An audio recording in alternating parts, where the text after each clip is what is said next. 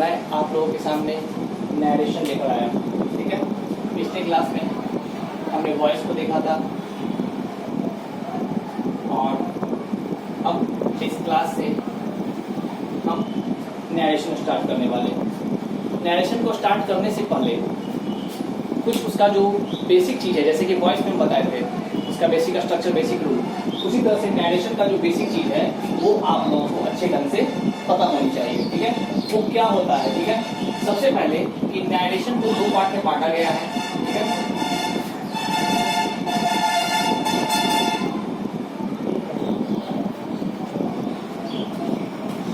Direct speech और indirect speech,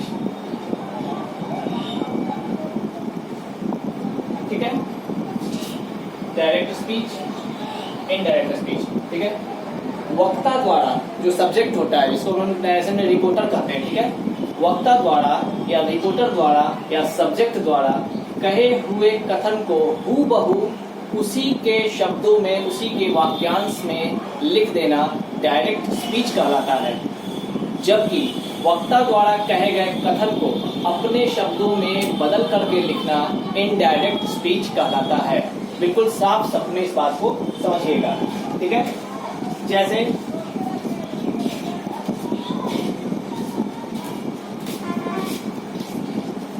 he said,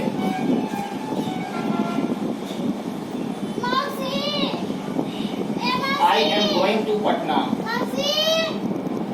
ठीक है। ये हमारा डायरेक्ट स्पीच हो गया। He said, उसने कहा I am going to Patna, मैं पटना जा रहा हूँ। तो उसने जो वर्ड, जो शब्द कहा था, जो सेंटेंस कहा था I am going to Patna, हूबहू उसी सेंटेंस को इन्वर्टेड कॉमा के अंदर रख दिया गया है। That is called direct speech, ठीक है। अब अगर इसको हम इनडायरेक्ट में चेंज करेंगे तो उसको अपने शब्दों में बनाएंगे, ठीक है। ये क्या बनेगा? बनेगा he said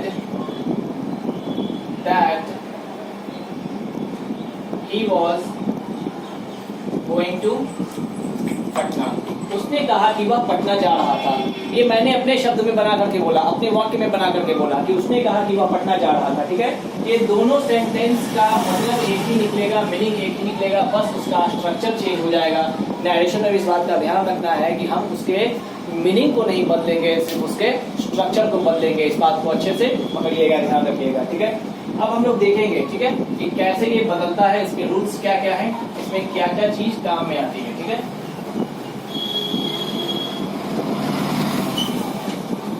चलिए, एक सेंटेंस आपके सामने अभी जो लिखे थे वही लिख देते हैं फिर से दोबारा, थोड़ा सा बदल करके। He said to me,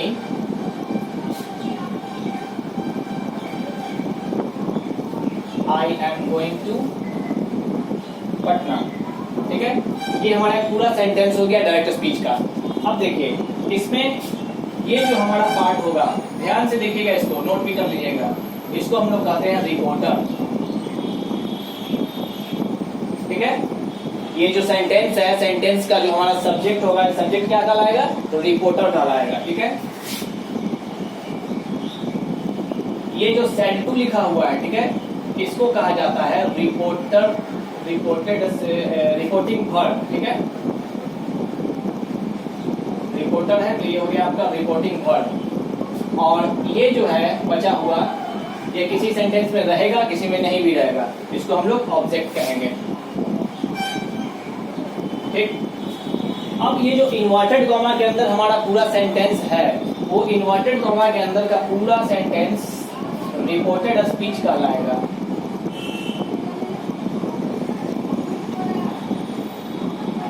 reported speech, ठीक है। उस पूरे सेंटेंस को क्या कहेंगे? रिपोर्टेड स्पीच कहेंगे। और ये जो उसका हेल्पिंग वर्ब और मेन वर्ब दोनों है बना हुआ, ये कहलाएगा वर्ब ऑफ रिपोर्टेड स्पीच, ठीक है। और ये आपका हो गया ऑब्जेक्ट ऑफ रिपोर्टेड स्पीच। तो इस सेंटेंस में जो जो चीज था वो आप सबने देखा। इसमें चारों इन चीजों को याद रखना है। रिपोर्टर कौन है, रिपोर्टिंग वर्ब क्या है, रिपोर्टेड स्पीच क्या है, और वर्ब ऑफ रिपोर्टेड स्पीच क्या है, ठीक है। इन चारों चीजों को ध्यान रखेंगे। जैसे हमने वॉइस को टेंस वाइज देखा था, वैसा ही हम लोग नरेशन को भी टेंस वाइज देखेंगे। ठीक है, तो इतना आप लोगों को याद रखना होगा, इसको नोट भी कर लीजिएगा। ये आपका रिपोर्टर हुआ, ये आपका रिपोर्टिंग वर्ब हुआ, ये आपका रिपोर्टेड स्पीच हुआ, इन्वर्टेड कॉमा सेंटेंस, और ये इन्वर्टेड कॉमा के सेंटेंस के अंदर जो आपका हेल्पिंग वर्ब और मेन वर्ब है, इन दोनों को मिला करके बना verb of reported speech. Clear है? चलिए,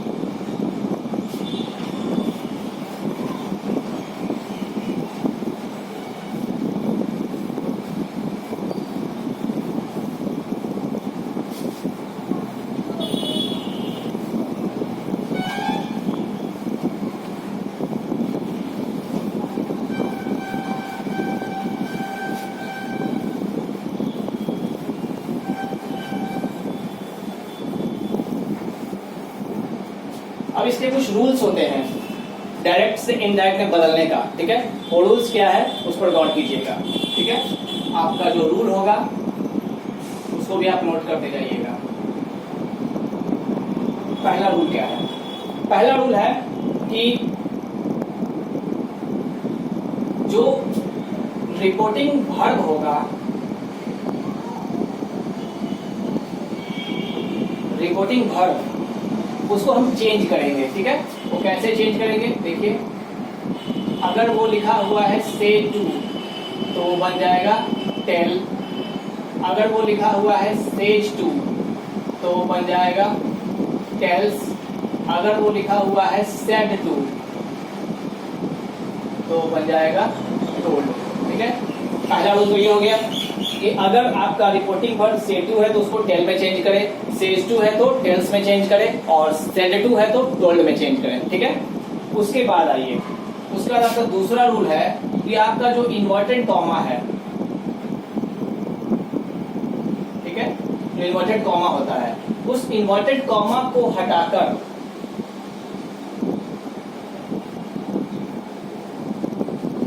दैट का यूज करें। ठीक है, ये हम जनरल कंडीशन में बता रहे हैं। ठीक है, इसका जो स्पेशल स्ट्रक्चर आएगा ना, तो स्पेशल सेंटेंस में स्पेशल तरीके से क्या यूज किया जाता है वो बताया जाएगा। आप इसको एक सिंपल सेंटेंस के लिए समझे पहले। जब आप एक किसी सिंपल सेंटेंस, किसी सिंपल डायरेक्ट स्पीच को आप इनडायरेक्ट स्पीच में बदल रहे हैं तो कैसे बदलेंगे। ठीक है, say to, says to, said to को आप टेल, टेल्स या टोल्ड में चेंज करेंगे और इन्वर्टेड कॉमा को हटा करके दैट का यूज करेंगे। ठीक है, तीसरा देखिए, तीसरा आपका है कि रिपोर्टेड स्पीच, जो भी आपने देखा था, रिपोर्टेड स्पीच क्या था? जो आपके इन्वर्टेड कॉमा के अंदर का सेंटेंस था वो। ठीक है, रिपोर्टेड स्पीच का जो सब्जेक्ट होगा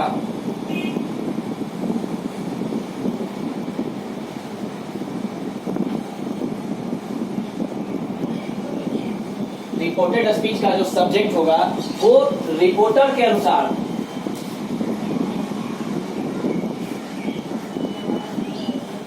और उसमें लगे ऑब्जेक्ट के अनुसार चेंज होगा। ठीक है,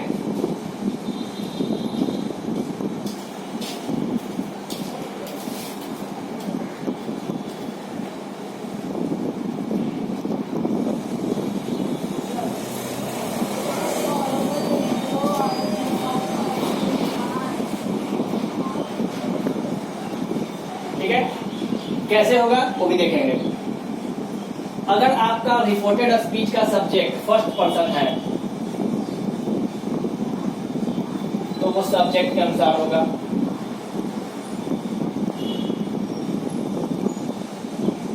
ठीक, अगर वो सेकंड पर्सन है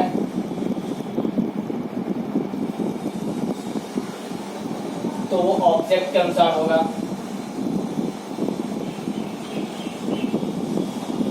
अगर वो थर्ड पर्सन है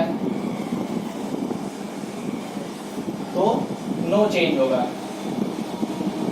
कोई चेंज नहीं। ठीक है, अब जा उसको एक जगह देखिए साइड में कैसे चेंज करेंगे। फर्स्ट पर्सन, सबसे पहले ये समझ लीजिए, first person, second person, third person आप लोग को पता होगा, फिर से बता देते एक बार। आई और वी को हम लोग रखते हैं फर्स्ट पर्सन में, यू आता है सेकंड पर्सन में, और बाकी जो होता है दे वो आता है किसी का नाम, किसी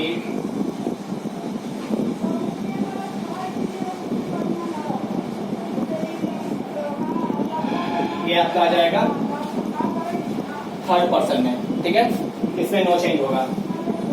इसमें चेंज होगा ये सब्जेक्ट के अकॉर्डिंग। जो आपका सब्जेक्ट लिखा रहेगा वही आपको लिखना होगा उसके बदले में, और इसमें ऑब्जेक्ट के अकॉर्डिंग, ठीक है। इसके लिए ध्यान रखना है, स्पेशल केस है कि जब वी होता है तो वी को हम लोग दे में चेंज करते हैं। इसमें अक्सर लोग गलती कर देते हैं, इसलिए आपको अच्छे से बता रहे हैं, इसको ध्यान से देखिएगा कि वी को हम लोग किसमें चेंज करेंगे, दे में चेंज करेंगे, ठीक है। और कोई दिक्कत इसमें नहीं होनी चाहिए। अब कुछ किसी सेंटेंस को जब हम बनाएंगे तो वहां पर क्लियर हो जाएगा कैसे चेंज करना है, ठीक है। लेकिन पहले इतना आपको समझना होगा कि फर्स्ट पर्सन सब्जेक्ट के अनुसार, सेकंड पर्सन ऑब्जेक्ट के अनुसार, थर्ड पर्सन नो चेंज, ठीक है। इसको ऐसा भी हम लोग देखते हैं SON 1 2 3, फर्स्ट पर्सन सब्जेक्ट के अनुसार, सेकंड पर्सन ऑब्जेक्ट के अनुसार, थर्ड पर्सन नो चेंज, ठीक है। सन 1 2 3 इसको ऐसे भी समझा जा सकता है। क्लियर है, कोई दिक्कत नहीं होनी चाहिए, ठीक है।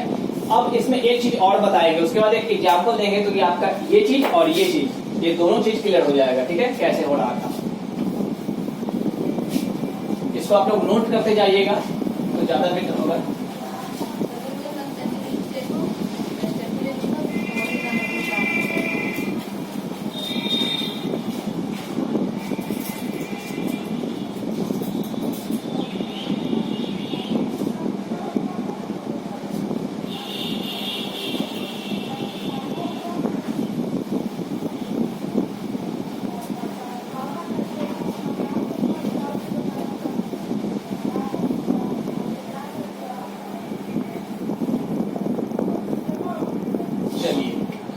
एक चीज और बता रहे हैं, उस पर थोड़ा ज्यादा गौर कीजिएगा तो कैसे उसको करना है।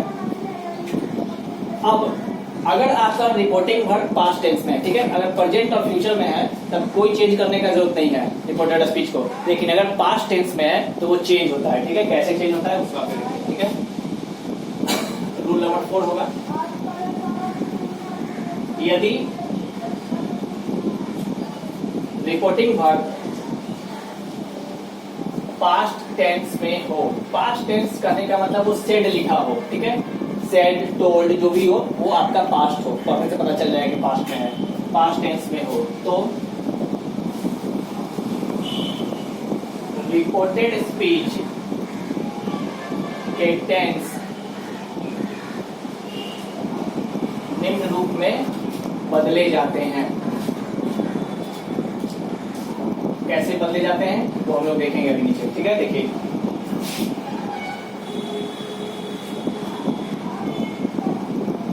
प्रेजेंट इंडेफिनिट बन जाएगा पास्ट इंडेफिनिट, ठीक है। प्रेजेंट इम्परफेक्ट बनेगा past imperfect,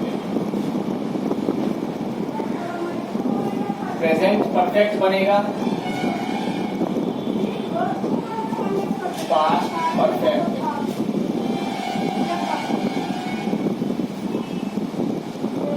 present perfect continuous बनेगा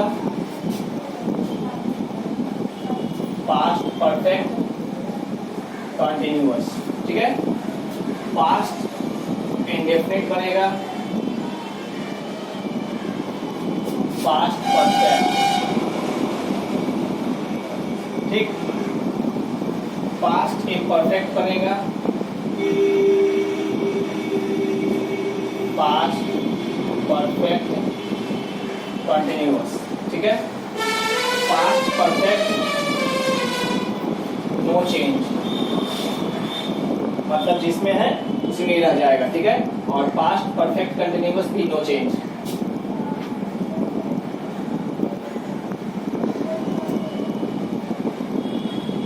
ठीक है। इन दोनों में कोई चेंज नहीं होगा। इसके अलावा आपका जो विल होगा और शैल होगा ये आपको क्रमशः वुड और शुड में बदलना होगा, ठीक है।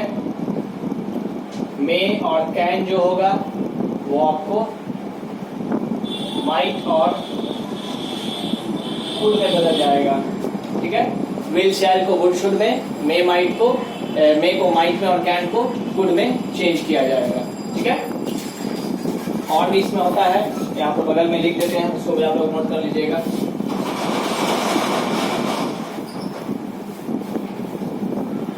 एक ही बार में आपको पूरा याद रहेगा इसमें कि अगर मस्ट हो मस्ट हो तो मस्ट को हैड टू में चेंज करना है, और अगर हैड टू हो तो इसको हैड टू में चेंज करना है। ठीक है, तो इतना चीज आप लोग ध्यान में रखिएगा कि टेंस कैसे चेंज होगा। ध्यान रखिएगा, अगर आपका रिपोर्टिंग वर्ब पास्ट टेंस में है तो उसके रिपोर्टेड स्पीच को आप निम्न रूप में बदलेंगे। कैसे बदलेंगे? Present indefinite change into past indefinite, present imperfect change into past imperfect, present perfect change into past perfect, present perfect continuous change into past perfect continuous, present indefinite change into past perfect, present past imperfect change into past perfect continuous, past perfect and past perfect continuous will not be changed. Be remember, present perfect and present perfect continuous will not be changed. ठीक है, अब इसके बाद आपका जो will, shall, may, can ये सब होगा, इस सबको पास्ट में बदल देना है। will को would में, shall को should में, may को might में, can को could में। ठीक है, और must जो होगा, अगर must आता है तो must को आप had to में बदलेंगे, और had to आएगा तो उसको had to में बदला जाएगा। ठीक है, इतना चीज को आप लोग याद रखिएगा। अब कोई एक एग्जाम्पल लेते हैं। ठीक है, एग्जाम्पल लेने पर I think it should be 5 roll number, whatever जो भी हो आप लोग इसको देख लीजिएगा।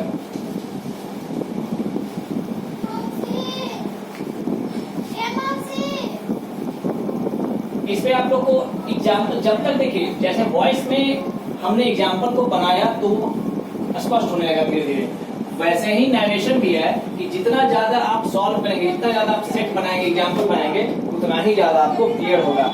सिर्फ ये नहीं कि हम जो सेट देते हैं वही सेट बनाना है। अगर आपके पास भी कहीं से अवेलेबल है, किसी भी ग्रामर के बुक में हो या कहीं से भी अवेलेबल हो, नेट से हो, कहीं से हो, तो आप उसको बनाइए। अगर कहीं कोई दिक्कत होती है तो फिर उसको व्हाट्सएप ग्रुप पे डालिए, कमेंट बॉक्स में लिखिए कि कहाँ कोई दिक्कत हो रही है, उसको क्लियर किया जाएगा। लेकिन ये वॉइस नरेशन ये सब बहुत ही क्लियर होना चाहिए। ये सिर्फ 12th के लिए नहीं जरूरी, बल्कि आने वाले कॉम्पिटिटिव एग्जाम्स के लिए भी जरूरी है।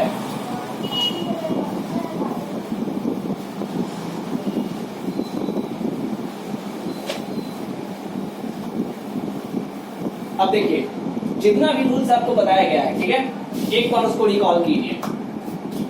करना क्या है? सबसे पहले कि सेंटेंस जब आए तो हम जान जाए कि इसमें रिपोर्टर क्या है, रिपोर्टिंग वर्ब क्या है, रिपोर्टेड स्पीच क्या है, वर्ब ऑफ रिपोर्टेड स्पीच क्या है। ठीक है, इतना क्लियर हो जाएगा।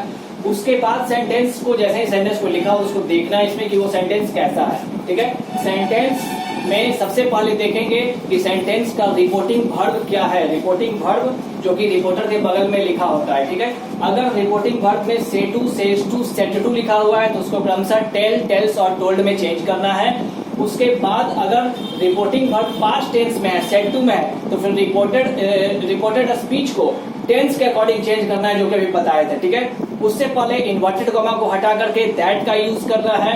उसके बाद आपका जो रिपोर्टेड स्पीच का सब्जेक्ट होगा वो सब्जेक्ट रिपोर्टर और ऑब्जेक्ट के अकॉर्डिंग चेंज होगा। अगर वो फर्स्ट पर्सन है तो सब्जेक्ट के अनुसार, अगर वो सेकंड पर्सन है तो ऑब्जेक्ट के अनुसार, अगर वो थर्ड पर्सन है तो नो चेंज। ठीक है, इतना ध्यान रखना है।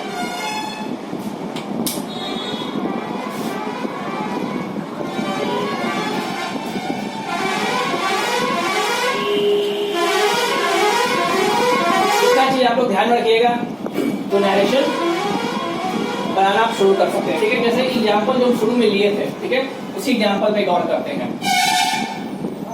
He said to me, I am going to Jaipur. ठीक है, शायद उस टाइम पटना लिखे थे, कोई दिक्कत नहीं उसमें, पटना जाइए चाहे जयपुर जाइए, बात एक है। यहाँ पर आपको नरेशन बनाना है। अब देखिए स्टार्ट कैसे करेंगे। ये आपका वो डायरेक्ट स्पीच, इसको बनाना है इनडायरेक्ट स्पीच में। ये हमारा सब्जेक्ट ही हो जाएगा। सेट टू क्या बनेगा? टोल्ड बनेगा। मी रह जाएगा। इन्वर्टेड कॉमा हटा करके दैट का यूज करेंगे।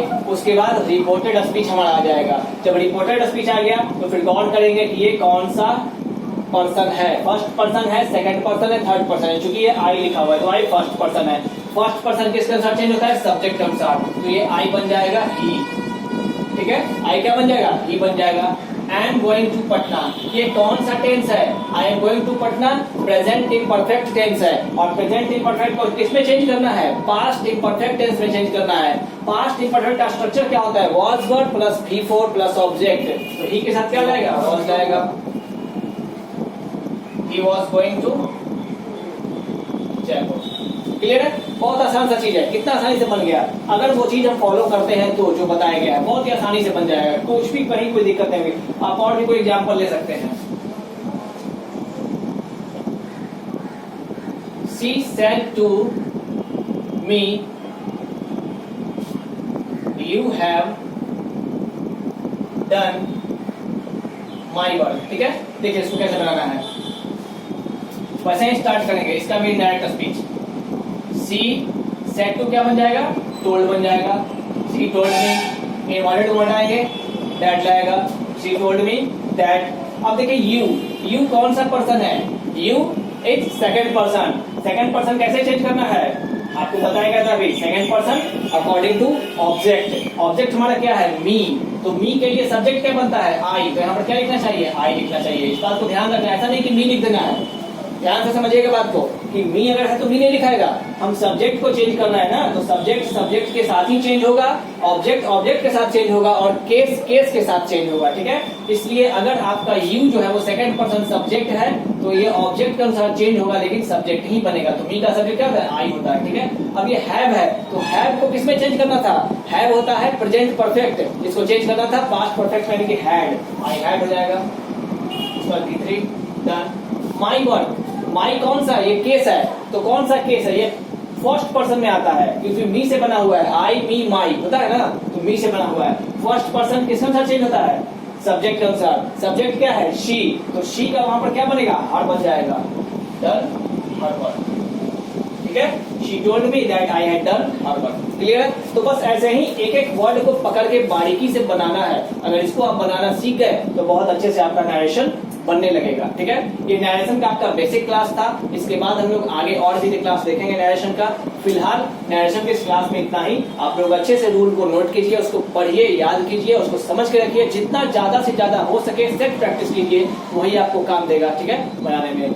आज के लिए इतना ही नरेशन क्लास में। बाकी अगले क्लास में जब लेके आएंगे तो हम देखेंगे इसका इंट्रोगेटिव वर्जन देखेंगे, फिर इक्वेटिव का देखेंगे, जैसे वॉइस में देखे थे वैसे इसमें भी। ठीक है।